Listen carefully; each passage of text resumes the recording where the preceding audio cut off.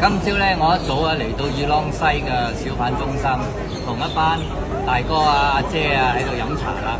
咁咧，佢哋又問起文物國會部長鬧你喎，點諗啊？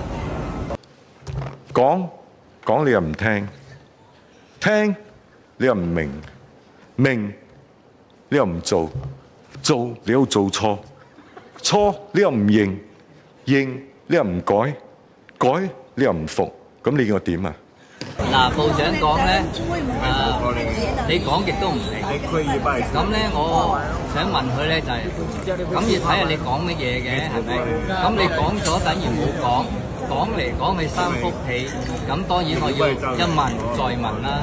咁我問部長問咩咧？我問部長，新加坡人同我講，佢哋好多就業同埋失業嘅問題喎。咁你俾啲數據我睇下啦。咁部長一直以來都冇供給嗰啲數據，佢俾嗰啲數據咧就係混合埋喺一齊嘅，新加坡人同埋永久居民混合一齊嘅數據。咁我講你可唔可以分開啲數據啊？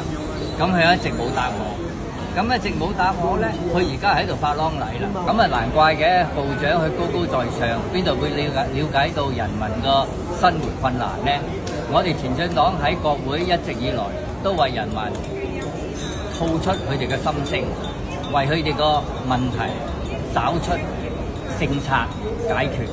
我哋知道人民係會明白到我哋個做法嘅，公道自在人心。